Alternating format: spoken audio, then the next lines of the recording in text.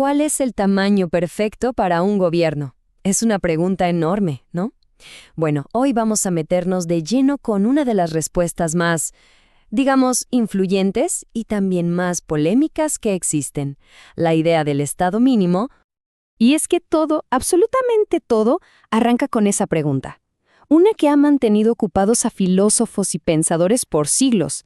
Porque, ojo, no estamos hablando de si tener gobierno o no tenerlo, o sea, de anarquía contra gobierno. No. La cosa es más sutil. Se trata de encontrar ese punto exacto, el balance perfecto. Ni mucho, ni muy poco. Ok, entonces pongamos las cartas sobre la mesa. ¿Qué es exactamente un estado mínimo? Pensemos en su versión más, digamos, pura, la que hizo famosa el filósofo Robert Nozick. Es, en esencia, como un guardián nocturno. Su única, y repito, única misión es proteger los derechos individuales, la libertad y la propiedad. Punto. Todo lo demás, programas sociales, redistribuir la riqueza, eso ya queda completamente fuera de su jurisdicción. Ahora, la pregunta del millón es, ¿cómo se llega a defender una idea de gobierno tan reducida? Pues resulta que no hay una sola ruta. Hay de hecho dos caminos principales que llevan a la misma conclusión, pero, y esto es lo interesante, son dos maneras de pensar muy distintas. Por un lado, tenemos la ruta de los derechos morales. La lógica aquí es que las personas tienen ciertos derechos que son, por así decirlo, sagrados, tan fundamentales que nadie, ni siquiera el Estado, puede pasarlos por alto. Y eso de por sí ya le pone un límite natural a su poder. Luego está el otro camino, que es mucho más pragmático, más consecuencialista. A este no le importan tanto los derechos abstractos, sino los resultados concretos. Su argumento es simple. Un Estado mínimo es el sistema que funciona mejor, el que genera más prosperidad para todos. Para entender bien de dónde sale todo esto, tenemos que hacer un pequeño viaje en el tiempo. Porque, claro, esta idea del Estado mínimo no apareció de la noche a la mañana. Es en realidad el resultado de un debate larguísimo dentro del liberalismo clásico. Un debate que al final terminó partiendo las aguas y creando una división enorme. Si seguimos la línea de tiempo de este pensamiento, se nota cómo la tensión va creciendo. A ver, primero John Locke puso la primera piedra, ¿no? Dijo que el gobierno existe para proteger nuestros derechos. Luego llegó Adam Smith, que dijo, sí, estoy de acuerdo, pero le agregó un detalle. También debe encargarse de algunas obras públicas. Y después, ya con pensadores como Humboldt y Spencer, la cosa se puso mucho más estricta. Ellos básicamente dijeron, un momento, casi cualquier cosa que haga el Estado más allá de la protección es, de hecho, dañina.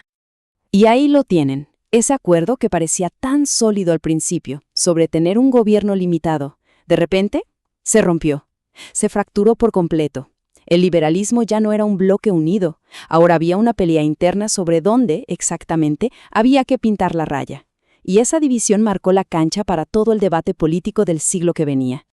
Y esta división se puede ver perfectamente en dos figuras clave. De un lado del ring tenemos a John Stuart Mill. Él defendía que el Estado tenía que hacer más, que debía involucrarse para mejorar la vida de la gente. Y en la otra esquina, Herbert Spencer. Para él, esa expansión era una traición total a las ideas liberales originales. Insistía en que la única función válida del Estado era proteger libertades, y nada más. Pero bueno, el bando de Spencer, el de los que querían limitar al Estado al máximo, no desapareció para nada. De hecho, en el siglo XX, esa idea resurgió con una fuerza increíble, de la mano de una nueva generación de pensadores que llegaron con argumentos económicos y filosóficos superpotentes y renovados. Uno de ellos fue el economista Ludwig von Mises, y su argumento es puramente de resultados. Su lógica, la verdad, es fascinante. Miren, él decía, una sociedad compleja necesita sí o sí un sistema para organizarse económicamente. Ok, ahora, el socialismo no puede ser porque sin propiedad privada no hay precios de mercado. Y si no hay precios que te digan esto es escaso o esto es valioso, es imposible hacer cálculos económicos, racionales. O sea, las empresas estarían a ciegas. Así que, para Mises, la única opción que de verdad funciona es el libre mercado. ¿Y qué necesita el mercado para funcionar? Pues un Estado mínimo, uno que solo se dedique a hacer cumplir contratos y proteger la propiedad. Bien, dejemos por un momento el argumento de los resultados y pasemos ahora al que es, probablemente, el defensor más famoso del estado mínimo en la filosofía moderna, Robert Nozick. Él toma el otro camino, el que se basa en los derechos morales, y construye su argumento desde cero, ladrillo por ladrillo. Y este es el punto de partida de toda la filosofía de Nozick. Para él, los derechos de cada individuo son como murallas, barreras que no se pueden cruzar. No son objetivos que hay que lograr, no, son reglas que simplemente no se pueden romper. ¿Qué significa esto en la práctica? Que no se pueden sacrificar los derechos de una sola persona, ni siquiera por el bien de la mayoría. El individuo para Nozick es soberano. Quizás el argumento más brillante de Nozick es cómo podría nacer un estado mínimo sin que nadie lo planee y, lo más importante, sin violarle los derechos a nadie. Es como un experimento mental. A ver, imaginemos un estado de anarquía.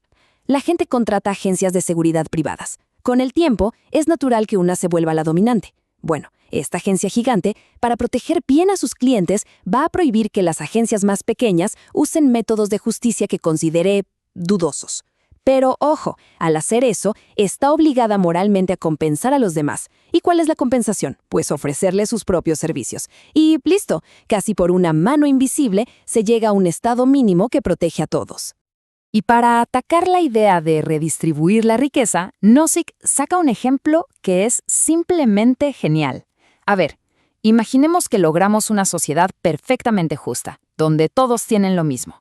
Ahora aparece una superestrella del básquet, Wilt Chamberlain, y dice, quien quiera verme jugar que ponga 25 centavos en esta caja para mí. Millones de personas felices lo hacen. Al final de la temporada, ¿qué pasa? Wilt Chamberlain es multimillonario. Se rompió la igualdad inicial. La pregunta es, ¿hubo algo injusto ahí? Nozick diría que no, para nada. ¿Por qué? Porque cada persona decidió libremente darle su dinero. Y aquí está el punto clave. La libertad, por su propia naturaleza, rompe los patrones. Pero a pesar de lo sólidos que parecen estos argumentos, la verdad es que la idea del estado mínimo se encuentra en una posición complicada. No está para nada en tierra firme. De hecho, es como si estuviera atrapada en medio de un fuego cruzado, recibiendo ataques desde dos frentes completamente opuestos. Y es que es una posición súper difícil de defender. Por un lado, tienes a los anarquistas, que le dicen, a ver, si admites que las agencias privadas funcionan, ¿por qué permitir un monopolio del Estado que usa la fuerza? Eso es ceder demasiado. Pero luego, desde el otro lado, los defensores de un Estado más grande le dicen, no, es ceder muy poco, el Estado tiene que hacer más. ¿Qué pasa con la educación, la salud, la ayuda a los pobres? Un Estado mínimo básicamente deja abandonados a los más vulnerables. Y todo esto nos trae, inevitablemente, a la pregunta final sobre la naturaleza de esta idea. ¿Es realmente una fortaleza filosófica que se puede defender? ¿O es más bien como un castillo de naipes, una posición que en el fondo es súper inestable? Al final, la idea del estado mínimo queda ahí, en un punto medio muy, pero muy estrecho. Es un intento de justificar que exista algo de estado, pero no demasiado. Para sus críticos, tanto de un lado como del otro, este equilibrio es simplemente imposible de sostener. Así que la pregunta queda flotando en el aire. ¿Es este punto medio una solución brillante al eterno problema del gobierno? ¿O es en realidad solo una estación de paso, en un viaje que nos lleva o hacia un estado mucho más grande o hacia ninguno en absoluto?